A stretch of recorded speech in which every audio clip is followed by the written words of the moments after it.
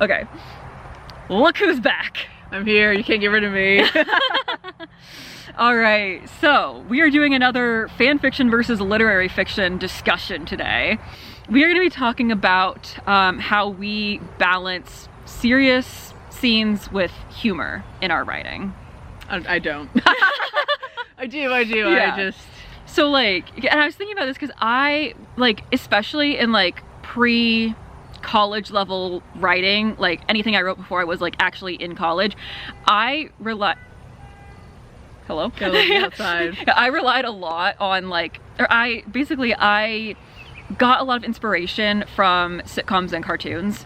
And so like, even like shows I watched, like sitcoms, like I would watch a lot of like that 70s show, even Degrassi, which Degrassi was better about like letting the serious scenes be serious, but in most sitcoms it's like there's a serious scene and then there's a bit to like balance out the comic relief. And so my writing would kind of reflect that I mainly watched sitcoms and cartoons, such as Danny Phantom, which is their main... That's what I write. Yeah. I write Danny Phantom crossover fics.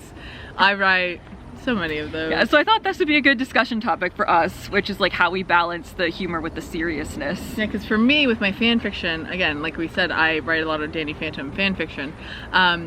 But what it is I write crossovers, and so I have a good chunk of Batman crossovers, which you would think Batman's kind of serious, so like I write the serious stuff, but no, I don't. my biggest series that I have is called Danny Bakes, and Danny is a baking YouTuber, and he's dating Tim Drake because I like when they kiss. But in it, it's like there's the first one is just him. He makes a recipe from Martha. It's more like Martha's pie, and Bruce gets all like, what the heck, who's this kid who's like, he's related to me somehow, and all of his kids are like, Bruce, you are dumb, he's not related to us. But then the second installment is not that serious. The third installment's a little bit serious. He gets kidnapped by Ra's al Ghul. So it gets a little more serious, but it's still like, it starts out with him making a lemon cake that has too much lemon in it because it's a Krypton recipe.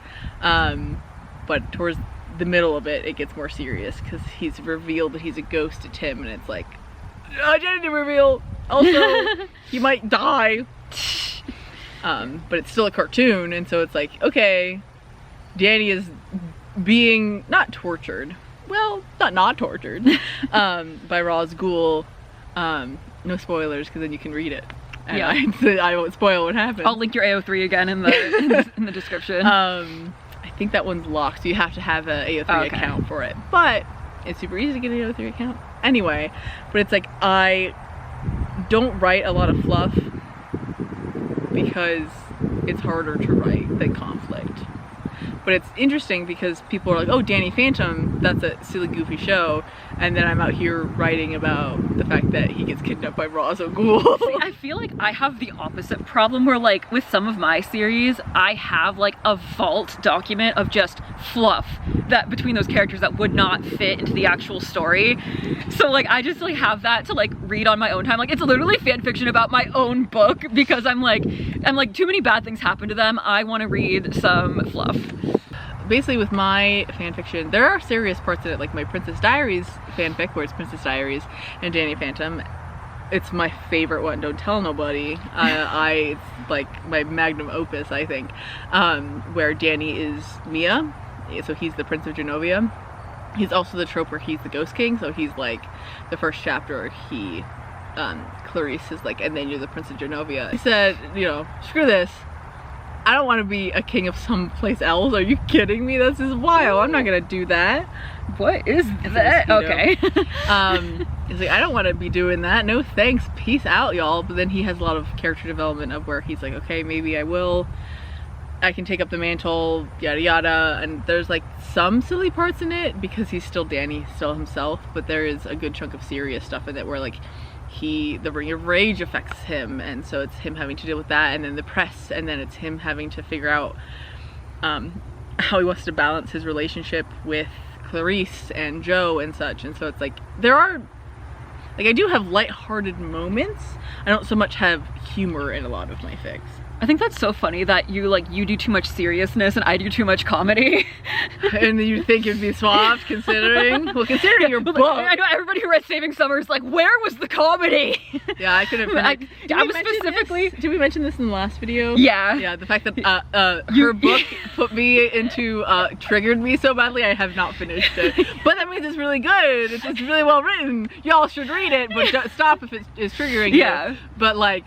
It's good. I never finished it. So if you don't, if you read her book and you can't finish it, totally chill. That's an example of something I started writing after high school that relied less on bits versus the things I wrote in high school and middle school and especially elementary school, because that's when it's like all I watch was cartoons. Yeah. But yeah. Nothing I wrote in elementary school has ever seen the light of day. That's true. I had a good chunk of Fire Emblem Awakening fanfics I wrote during high school. Never will see the light of day. They're written in notebooks during class. Y'all are never gonna see those. And I feel like even like a lot of middle grade fiction also had like that balance of like, here's a very serious scene, but also here's a bit because it's kids reading this who want it to be funny. Like Lemony Snicket had some bits, let me tell you. Like, I never got past the fourth book. I read to the fourth book. Well, the fourth book's like the worst one. The worst one, but then my sister was like, and then they don't get better. And I was like, so they never get a happy ending? The writing gets better, like the plot gets better, but like but they don't get a happy ending. Yeah, that's the. It's literally Hurt No Comfort through, was it 13 books? 12? Yeah, 13. Yeah, I'm like, I think I'm okay. I'm like, yeah, I'll read my Hurt No Comfort, but I need to be in a specific mood. Yeah. Yeah, but no, like he had some bits in there, like it would be like, oh, the orphans are getting kidnapped by Count Olaf, and then he makes a joke or like a comment about how he only showered, or he already showered once this week, so he doesn't need to shower again, and we're supposed to laugh. And so Lemony Snicket balances it so well. It's like, yeah, this is nice. Terribly depressing, but also it's funny. And you're just like, I have no idea what she's talking about. Well, I'm like, that's like, haha, he hasn't showered in a week, and I'm like, Count Olaf, more like Count, what the hell's wrong with you? But yeah, so I, like, because, like, and so, like, I wasn't reading a lot of, like, serious books. Like, I was reading, like, YA literature, but not, like, I was reading more lighthearted ones in high school and especially middle school. And so, like, the dramatic things that I saw were things that happened on TV shows, which were almost always either sitcoms or Degrassi, which still, like, Degrassi was less balancing it out with comedy. Like, if there was a serious episode, there was no bit to come in at the end. But, like, pretty much my favorite show was That 70s Show in middle school, so like any serious moment that happened, like 9 times out of 10 there was a bit to kind of like give like closure to like, this is still a comedy. Yeah. I'm trying to think of the things that I consume media wise. I'm like, I just watch so much anime. I would just read so much fan fiction. People are like, what do you do with your time? And I'm like, I go to work, I go to church, and then I read or write fan fiction, and that's it, bud. That's me. But like, so when I would write, I would be like, okay, here's a very serious scene, and to make it more lighthearted, let's throw in some comedy. It would be like if at the end of Saving Summer, I just threw in a little bit to like soften the ending a little bit. And like, let me, like, you can talk. I'm gonna think of a better example than the one I gave you in the car, because I don't want to talk about that particular scene. But I'm gonna think about, like, I'm gonna give you an example of like a time that like I just ruined a serious moment with a bit. And then they're gonna talk while I do that. Yeah, I think for me is so much of fan fiction is taking, you just kind of put your own, like, you're like, I write what I want. Like, I'm literally, I watched a movie yesterday called The Village from 2004. The same year the hit TV show Danny Phantom came out. Oh my gosh. And I finished watching the movie. I went to bed. I texted my younger brother and I was like, I just had a great idea. I'm gonna write The Village and Danny Phantom crossover. And he was like, please go to bed. Like, please cease and desist this, please. And it's getting to the point where I'll watch anything with any of my siblings or just friends, and then I'll pause and be like, you know what I should write? And they know already that means Danny Phantom, and they're like, please don't. Or like, oh, that would work. Like, my younger sibling really wants me to watch Supernatural. I have not seen it. I know I would like it, but I also know myself well enough that I would consume my entire being. And they're like, well, you could write so much good Danny Phantom crossovers because there's ghosts in Supernatural, and it would work out well with the humor of Dean and Sam and Cass with the humor of Danny Phantom. And like, it would work, but I just haven't done it yet because I'm scared. I'm not scared of Supernatural, but I'm scared of what it would do to me. Yeah, I testify that it, like, I've never seen Supernatural, but I was on Tumblr in like 2014, 2015, and I've known you since 2018. See, I wasn't super Hulock, but I was Hulock. I was a Hulak, I was not super, Yeah. I was not super about it. That I'm like, I know myself well enough that if I get into supernatural, I will become a super Hulak again. And that was such a time in my life that I'm like, maybe I just don't open that gate. Yeah. So in one of like my main series that I wrote throughout high school, or like the end of high school, I should say, it was more the end of high school. I had a character who, like, her sole purpose, like almost every scene she was in, was to be comic relief, and she was also supposed to be like kind of autistic coded, because I wrote her to cope with, like, not to like base her off me, but to cope with, like, you know, if I can't be normal, I'll just be silly, so I'm gonna make all my autistic characters just unrealistically silly. And so, like, she there's like this scene where, like, and she just interjects with like the most socially like unacceptable thing to say, and it's supposed to be funny.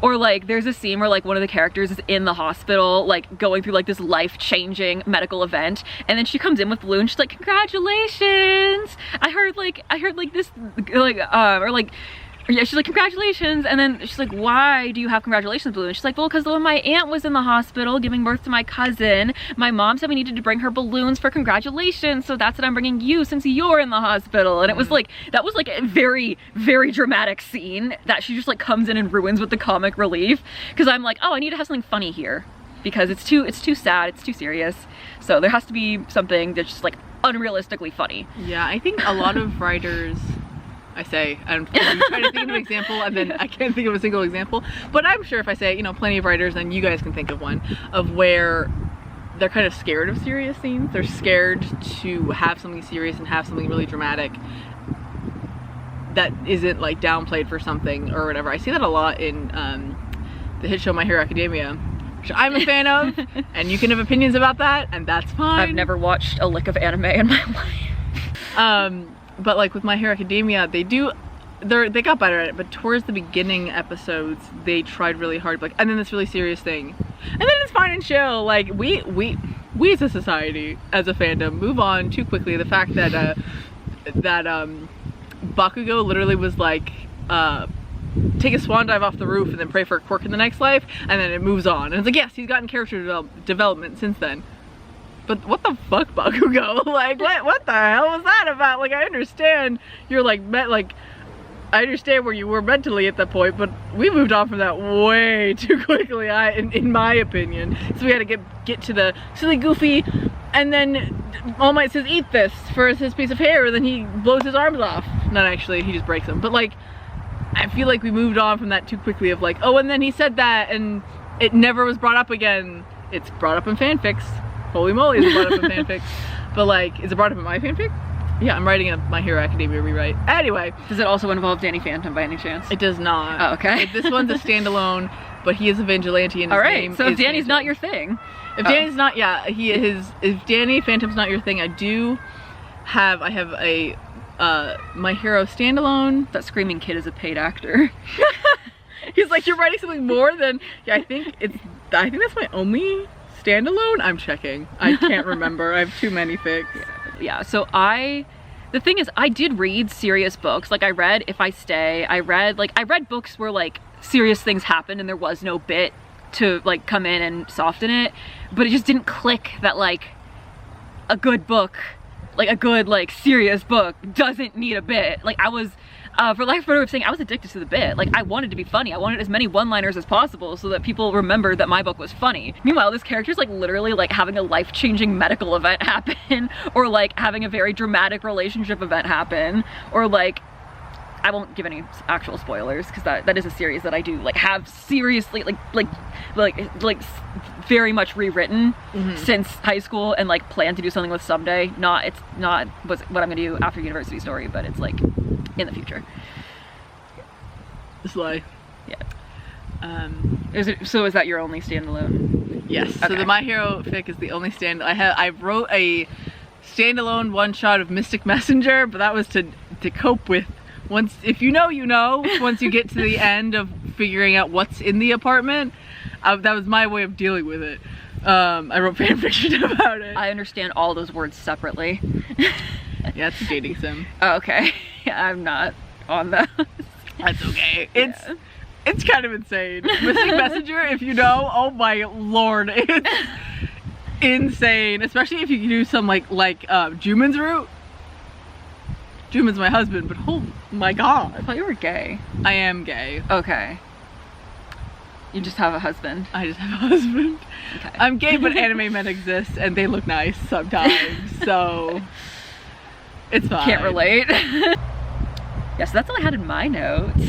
Me who didn't have notes. Well, basically I made notes because like last time we tried to do a collab, we just went on tangents for like 45 minutes. Yeah, it was a thing for you to edit that I didn't have to do. Well, here's a question for you. When you are consuming media, do you prefer it to be more serious or do you like the bit? Oh, I prefer it to be way more serious. The amount of politically heavy Slytherin fanfics for Harry Potter that I have read, astronomical. I feel like when I was younger, I wanted it to be more funny. Like if it was too serious, it would like freak me out a little bit. Now that I've like been through things and I'm older and I've like written more serious things myself, I'm like, you know what? No, like I want depth. I don't want it to just be like, I love a good bit, don't get me wrong, but like I want the depth. Like if it's too silly, then it's like I can't like suspend my disbelief. Yeah, and I'm all for like a quick one shot that is like, and then they do something silly and that's fine and chill. Like the amount of quick one shots I read with Merlin and Arthur. It's Arthur realizing that Merlin has magic and then it being silly and they're not moving into anything serious about end of series. Get into anything like that. Like I read that. And that's not to say I don't still love to put like some comedy here and there in my work, but like it's not like there's a bit to soften every serious thing that happened. Like there's some one-liners in Saving Summer. Like I don't know if you got to them, but they're there. I mean, I probably don't remember them. Yeah. But yeah. So, Saving Summer, Danny Phantom fanfic 1. I mean, it could work. Yeah, I could. I didn't get to that part though. I'd have to finish the book. No, I had to spoil it for you so that like you knew like what was going. No, literally, because I got to a point, and then I was like, oh, I'm so happy for them, and then I got to me being triggered, and I was like, I want to know what happens, but I do not like. I don't know if it's safe for me to continue. And I was like, it's probably not, bestie. So then she just told me the spoilers. Yeah. But I would not be able to write a fun, silly, goofy Danny Phantom crossover, and so I'm just not gonna. I think, but yeah, I don't know, like I just like, and I feel like I'm like able to read a lot darker stuff now than I was when I was younger. Like it doesn't faze me. Like I mean, there were times I got triggered writing. Saving Summer, and like, but I've never like by something I didn't write. I don't think I've ever like been like super triggered by it. Like wow. Maybe I just haven't read anything deep enough, but like I will read, like I read 13 Reasons Why, and like it didn't trigger me because I read it when I was like 20 years old. I like had it on the shelf for years and like finally read it, and I was like, I remember when I finished reading, I was like, this was really good. Like I loved the depth, like it was very well written. That being said, if I had read this in 2011 when it was first recommended to me, would not have been good.